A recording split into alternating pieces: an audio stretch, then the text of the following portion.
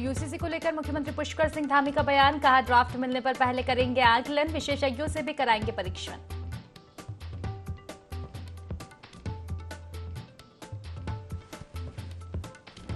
महंगाई को लेकर महिला कांग्रेस ने किया प्रदर्शन, महिला कांग्रेस प्रदेश अध्यक्ष ने केंद्र सरकार पर लगाया आरोप, कहा अच्छे नहीं पुराने दिन को याद कर रही जनता।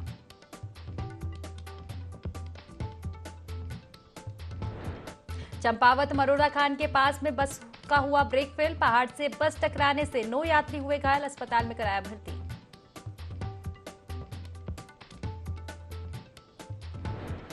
प्रदेश में अगले 24 घंटे के दौरान 4 जिलों में भारी बारिश के आसार, मौसम विभाग ने जारी किया ऑरेंज अलर्ट, झमाझम बारिश में देहरादून की सड़कें हुई जलमग्न।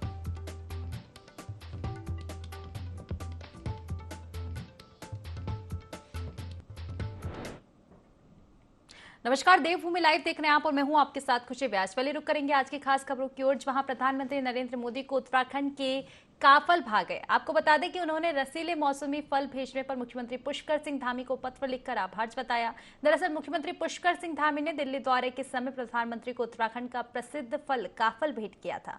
मुख्यमंत्री को संबोधित पत्र में प्रधानमंत्री मोदी ने कहा कि प्रकृति ने हमें एक से बढ़कर एक उपहार दिए हैं। काफल ऐसा ही एक फल है जिसके औषधीय गुणों का उल्लेख प्राचीन आयुर्वेद ग्रंथों में भी मिलता है।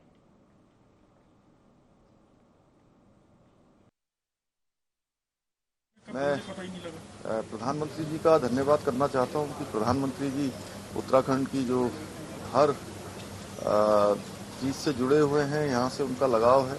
काफल हमारे यहाँ का बहुत ही इस मौसम में होने वाला फल है। माननीय प्रधानमंत्री जी ने उसको पत्र के माध्यम से और स्वयं उन्होंने उसको कहीं न कहीं उसको खाया है, तो हम लोगों का मान सम्मान बढ़ा है, उत्तराखंड के फल की पहचान बढ़ी है। मैं उनका धन्यवाद करना चाहता हूं।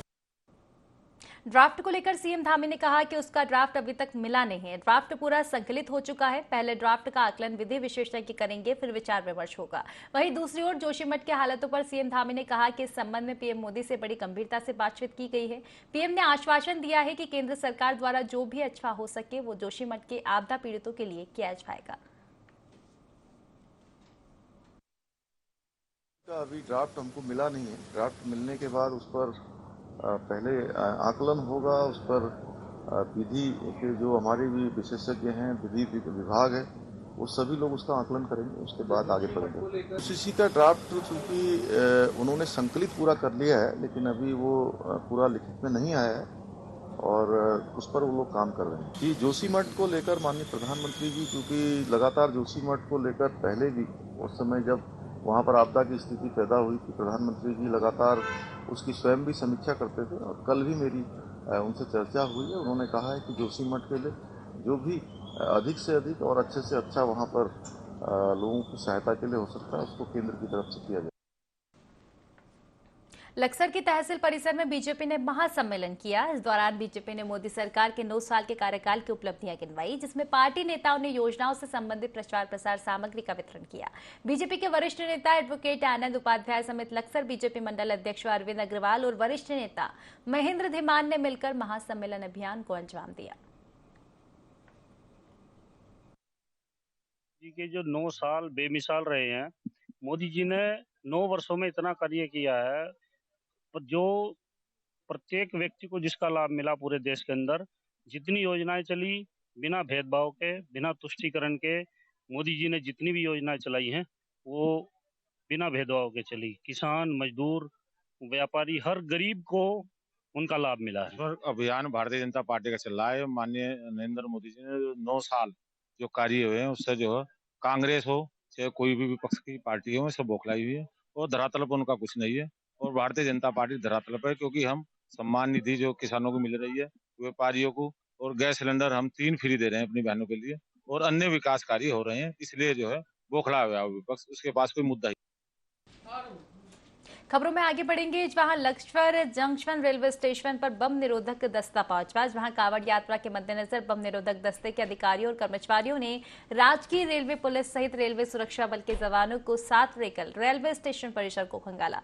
इस दौरान बम निरोधक दस्ते में शामिल डॉग स्क्वाड की टीम ने रेलवे स्टेशन परिसर के साथ साथ रेलगाड़ियों में सघन जांच की। वहीं बम निरोधक दस्ते ने रेल परिसर में मौजूद रेल यात्रियों के सामान की बारीकी के साथ जांच पड़ताल की। कांवड़ यात्रा के मद्देनजर पुलिस और प्रशासन अपनी खासी मुस्तैदी बरत रहे हैं।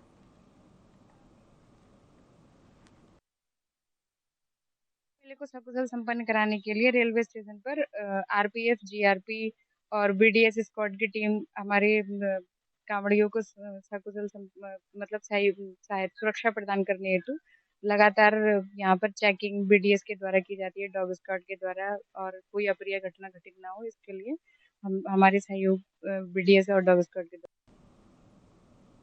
विकासनगर से करीब 125 किलोमीटर दूर पुरोला में नाबालिग हिंदू लड़की के साथ छेड़छाड़ हुई। इस घटना के बाद सांप्रदायिक तनाव पैदा हो गया था। यह मामला अभी शांत भी नहीं हुआ था कि अब विकासनगर में भी सांप्रदायिक तनाव पैदा हो गया। विकासनगर में बीते 4 रोज में छेड़छाड़ से जुड़े 3 मामले सामने आए हैं, जिसमें दोनों ही संप्रदाय के लोग आमने सामने नजर आए।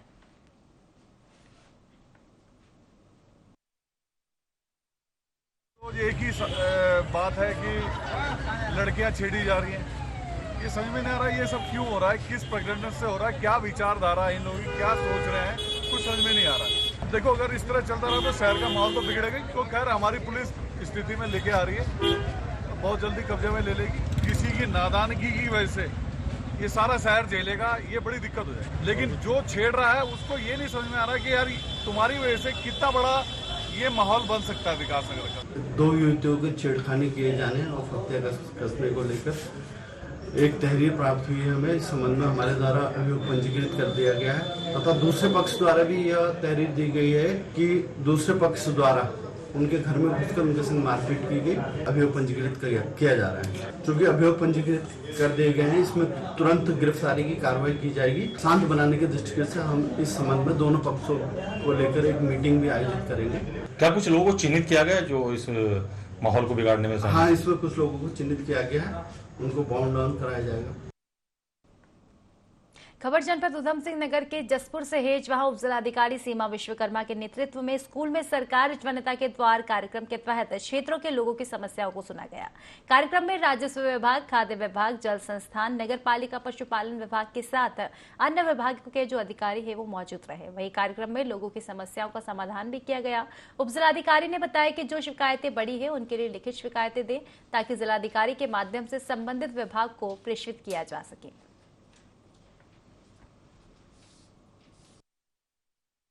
जनता के द्वार कार्यक्रम के तहत यहाँ पर जसपुर पट्टी मनसा में कार्यक्रम किया गया है, जिसमें कि मेरी अध्यक्षता में कार्यक्रम किया जा रहा है। इसमें सारे के सारे विभाग जो हमारे जसपुर के हैं वो उपस्थित हैं। इसमें पशुपालन विभाग, कृषि विभाग और हमारे जो सिंचाई विभाग हैं, बाकी हमारे बीएलओ भी हैं, हमारे तहसील के जो तहसीलदार भी आए हुए थे। तो ये सभी लोग यहाँ पर लगभग उपस्थित हैं। और उसमें जो भी है अभी चल ही रहा है प्रोग्राम, इसमें समस्या का निस्तारण भी मौके पर किया जाएगा जो भी हमारे स्तर से हो सकता है। और बाकी इन लोगों से ये भी कहा है कि जो भी बड़ी समस्या है आप उसको मुझे लिखित में भी दे दें ताकि मैं इसमें जिलाधिकारी महोदय के माध्यम से ये आगे को प्रेषित किया जा सके। चलिए लक्सर से आपको खबर बता दें, जहां लोको कॉलोनी के 2 शिव मंदिरों में नाग देवता की प्रतिमा चोरी हो गई। इसको लेकर श्रद्धालु आक्रोशित है। श्रद्धालुओं ने सावन माह के समापन से पहले चोरी हुई प्रतिमा की बरामदगी की मांग उठाई है। वहीं पुलिस अज्ञात चोरों की तलाश में अब जुट गई है।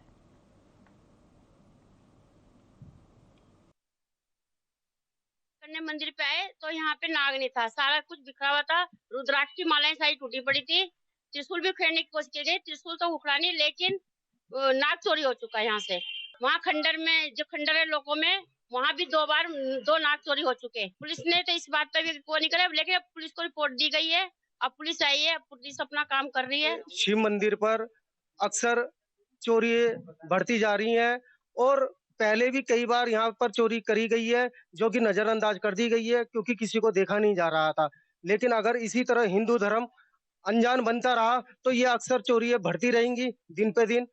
और सावन का पहले दिन ही हमारे शिव मंदिर पर नाग चोरी करा गया है, रुद्राक्ष की मालाओं को अखंडित करा गया है। और इसके पश्चात जब पब्लिक को हमने इकट्ठा करा तो पुलिस को तहरीर दी गई। पुलिस ने हमें आश्वासन दिया कि भाई हम जो है इसको नाग को जल्दी से जल्दी खोज करेंगे। यहाँ पहले भी चोरी होती आई है, पुलिस को अवगत कराया है। अभी 4-5 दिन पहले नाग चोरी हुआ था, उसके लिए पुलिस को अवगत कराया गया था, उसकी लाइव वीडियो भी डाली थी। अब इन्होंने ये आंटी जी इन्होंने एक नाक चढ़ाया था, दोबारा चोरी हो गया है। ये सब ये स्मैक करने वाले, ये स्मैक पीने वाले हैं। माता का त्रिशूल है, माता की नथ है, ये सब चीज़ चोरी होती रही है। ये लगातार एक तरह से एक साजिश है ये, और कुछ नहीं है, क्योंकि पुलिस को अवगत कराया जा रहा है, फिर भी उन पर कोई कुछ उनके कान पे जू नहीं रेंग रही। हरिद्वार में बारिश लगातार जारी है, जिसके चलते कई जगहों पर जल भराव की स्थिति बन गई और लोगों का अच्छा खासा नुकसान हो गया। उसी के चलते हरिद्वार स्थित कनखल में एक जल भराव के कारण दीवार गिर गई, जिसकी चपेट में एक कार क्षतिग्रस्त हो गई। हालांकि इससे कोई हताहत नहीं हुआ है और प्रशासनिक अधिकारी लगातार क्षेत्र का जायजा ले रहे हैं।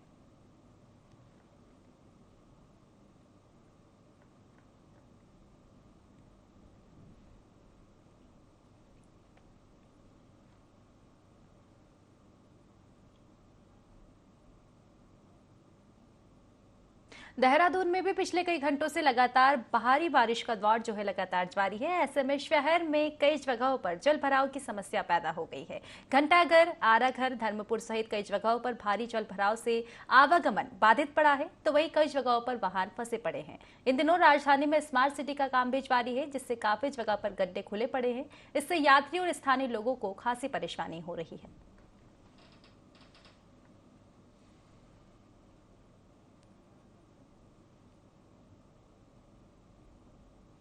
उत्तराखंड में अगले साल होने वाले लोकसभा चुनाव से पहले कैबिनेट विस्तार और दायित्व वितरण हो सकता है। आपको बता दें कि दरअसल मुख्यमंत्री धामी ने दिल्ली में जेपी नड्डा से मुलाकात की।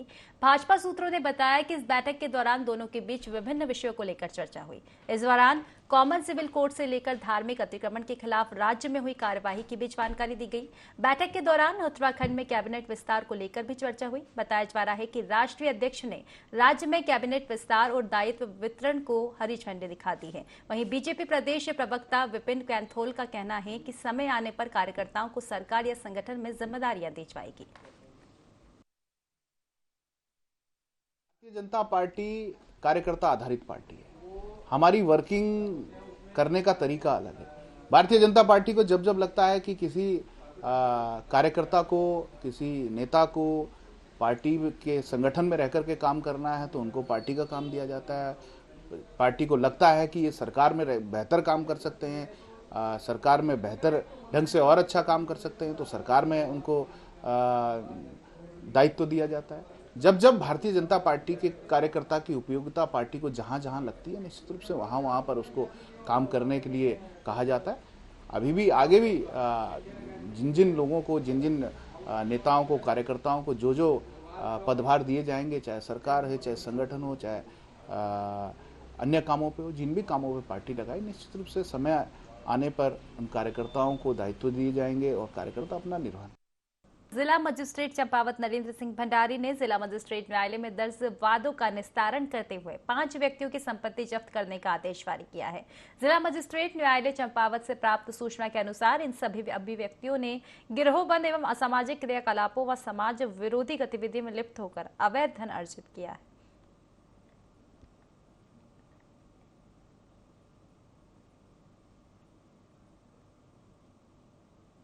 उत्तराखंड में मुख्यमंत्री के रूप में पुष्कर सिंह धामी ने 2 साल का कार्यकाल पूरा कर लिया है। इस दौरान सीएम धामी ने अपने इस कार्यकाल में कई बड़े फैसले लिए, जिनका दूसरे राज्य में भी अनुसरण कर रहे हैं। जहां एक ओर सीएम धामी के इस कार्यकाल को भाजपा अभूतपूर्व बता रही है, तो वहीं दूसरी ओर मुख्य विपक्षी पार्टी कांग्रेस ने सीएम धामी के 2 साल के कार्यकाल को विफलता वाला बताया है। पूर्व मुख्यमंत्री हरीश रावत का कहना है कि सीएम धामी के कार्यकाल को मैं 6 साल के कार्यकाल के रूप में देखता हूं। सीएम धामी का यह कार्यकाल उत्तराखंड की जनता के लिए निराशाजनक रहा है, क्योंकि आज प्रदेश में भ्रष्टाचार और बेरोजगारी अपने चरम पर है।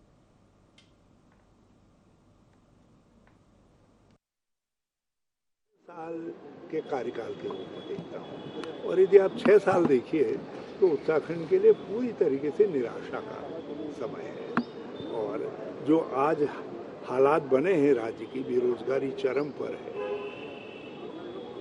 भ्रष्टाचार चरम पर है, विकास जो है खड्डों में है, सड़कें आज गायब हो गई हैं। कोई क्षेत्र ऐसा नहीं है जिस क्षेत्र में हम ये कह सकें कि राज्य ने अपेक्षित प्रगति की है। तो ये पिछले 6 साल के भाजपा के कुशासन का परिणाम है। उसको आप 2 साल में बांट करके पूछिए या आप जो है 1 साल में बांट के पूछिए, मगर बताने के लिए भाजपा के पास कुछ भी नहीं। चलिए बड़ी खबर आपको विकासनगर से बता दें, जहां युवती के छेड़छाड़ मामले ने अब और भी तूल पकड़ लिया। आपको बता दें कि सैकड़ों की तादाद में हिंदुवादी संगठन के लोगों ने रैली निकाली है, बाजार को बंद कर आक्रोश भी जताया है। आक्रोशित ग्रामीणों ने नगर पालिका परिषद का घेराव किया। कई क्षेत्रों की थाना पुलिस और तहसील प्रशासन इस दौरान मौके पर पहुंचा। वहीं एसडीएम विनोद कुमार और सीओ भास्कर लाल शाह ने मोर्चा संभाला है। तो देखिए विकासनगर से हम आपको बड़ी खबर बता रहे हैं, जहां युवती से एक छेड़छाड़ का मामला सामने आया था, जिसने अब और भी तूल पकड़ लिया है। सैकड़ों की तादाद में हिंदुवादी संगठन के लोगों ने इससे लेकर अब रैली निकाली है। दरअसल आपको बता दें कि हिंदुवादी संगठनों में काफी आक्रोश है। इसी के चलते उन्होंने बाजार को बंद कर अपना आक्रोश जताया। आक्रोशित ग्रामीणों ने नगर पालिका परिषद का घेराव भी किया। कई क्षेत्रों की थाना पुलिस और तहसील प्रशासन इस दौरान मौके पर पहुंचा और भीड़ भाड़ को समेटा। एसडीएम विनोद कुमार और सीओ भास्कर लाल शाह ने मोर्चा संभाला है। चलिए विस्तार से जानकारी लेंगे, हमारे साथ फोन लाइन पर सतपाल जुड़ चुके हैं। सतपाल, युवती से छेड़छाड़ का मामला सामने आया था विकासनगर से, हालांकि तब भी काफी हंगामा देखने को मिला था, लेकिन अब मामले ने और भी तूल पकड़ लिया है। जो कुछ आपको बताना चाहूंगा, जिस तरह से पछवादून क्षेत्र में लगातार महिलाओं के साथ छेड़छाड़ और लज्जात के मामले सामने आए, तो उसे लेकर कहीं ना कहीं पछवादून क्षेत्र में रोष व्याप्त है और हर रोज नारेबाजी और आंदोलन और धरना प्रदर्शन हो रहे हैं, जिसे लेकर माहौल लगातार बिगड़ता जा रहा है। देर रात भी विकासनगर क्षेत्र में दो युवतियों, जो नाबालिग युवतियों के साथ छेड़छाड़ का मामला सामने आया था, जिसे लेकर वर्तमान में भी हालात तनावपूर्ण बने हुए हैं। कल दोनों पक्षों की तरफ से, दोनों संप्रदाय की तरफ से जमकर नारेबाजी हुई। साथ ही आज विकासनगर बाजार को बंद करा दिया गया, जिसे लेकर कई थानों की पुलिस और प्रशासनिक अमला और पुलिस के उच्च अधिकारी मौके पर मौजूद है। खुशी बिल्कुल काफी हंगामा देखने को मिल रहा है। बिल्कुल बाजार भी बंद किए जा रहे हैं, रैली निकाली जा रही है। फिलहाल शुक्रिया आपका तमाम जानकारी साझा करने के लिए।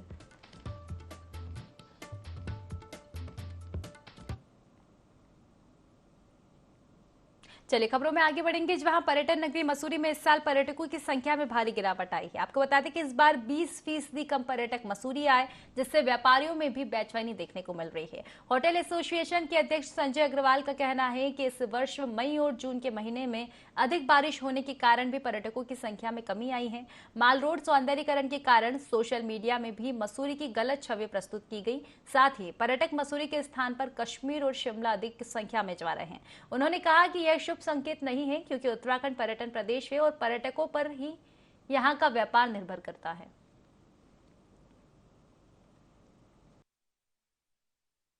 जनवरी 23 से और जून 23 तक जो है, अभी तक जिन लोगों ने स्टे किया है यहाँ पर मसूरी में, 7,79,489 पर्यटक यहाँ पे आए हैं। और गत वर्ष जो है जनवरी से जून तक जो है 8,58,018 पर्यटकों ने यहाँ पे प्रवास किया है।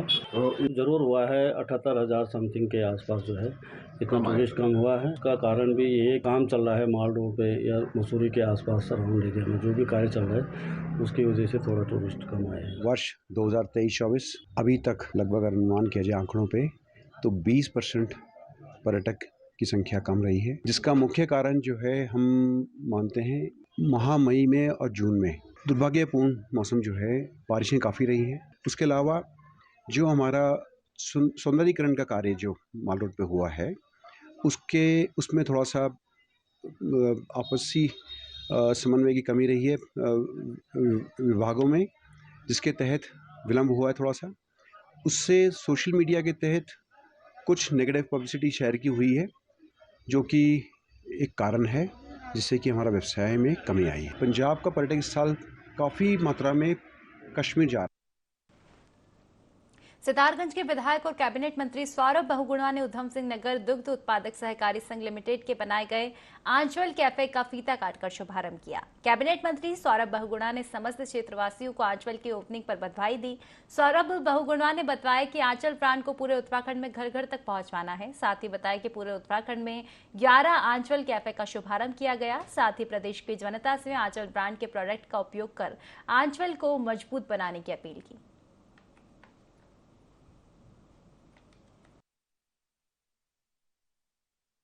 प्रदेश में आज 11 कैफेज का उद्घाटन हुआ है, बूथ और कैफेज का। हर जगह के माननीय विधायक जी उसका शुभारंभ कर रहे हैं। हरिद्वार में हुआ है, देहरादून में हुआ है, हल्द्वानी नैनीताल डिस्ट्रिक्ट में हुआ है, उधम सिंह नगर में, खटीमा में और सितारगंज में हुआ है। इसी तरीके से हर एक कोशिश है हमारी कि 100 कैफेज आंचल के बनाएंगे। लोगों तक इस ब्रांड को पहुंचाना है। एक अच्छी चाहे जिस भी कैफे में हमने शुरुआत करी, जैसे आज सितारगंज किया है, तो यहाँ पे आंचल का हर प्रोडक्ट, चाहे वो फ्लेवर्ड मिल्क हो, दही हो, छेना हो, हमारा आइसक्रीम हो, हमारे थिक शेक्स हो, हर चीज़ को पब्लिक को उपलब्ध कराया जाएगा। मेरा उत्तराखंड की समस्त जनता से एक निवेदन भी है कि आंचल पिछले 1 साल में हमने बहुत कोशिश करी है आंचल की क्वालिटी और आंचल को पब्लिक तक पहुंचाने के लिए, सुधारने के लिए और आंचल को पब्लिक तक पहुंचाने के लिए। ये उत्तराखंड का लोकल ब्रांड है। आप सबसे मेरा निवेदन है कि इसको अपनाइए। कहीं पे कोई कमी है तो डिपार्टमेंट को बताइए, हम उसको सुधारेंगे। पहाड़ों में हो रही बारिश के कारण नदी नाले उफान पर है। हरिद्वार चिवला मार्ग पर पड़ने वाले बरसाती नदी में अचानक पहाड़ों से मलबा और पानी के आने से एक थार गाड़ी नदी के बहाव में फंस गई। हालांकि सामान्य दिनों में नदी के वाहनों में आवाजाही बनी रहती है।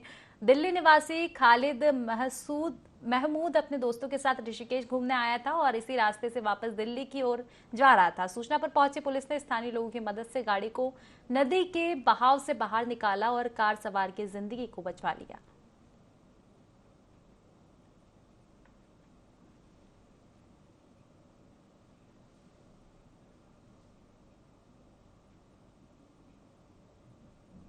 कांवड़ मेले के आगाज के बीच नशा तस्कर के इरादों पर पानी फेरने में दून पुलिस को कामयाबी मिली है, जिसके चलते पुलिस ने 2 किलो चरस के साथ 23 वर्ष के तस्कर को गिरफ्तार किया है। इसको लेकर एसएसपी दलीप सिंह कुंवर ने बताया कि बलदेव सिंह पवार नामक आरोपी जोशीमठ का रहने वाला है और इससे करीब 2 किलो चरस बरामद किया गया है। फिलहाल पुलिस आगे की कार्यवाही में जुटी हुई है।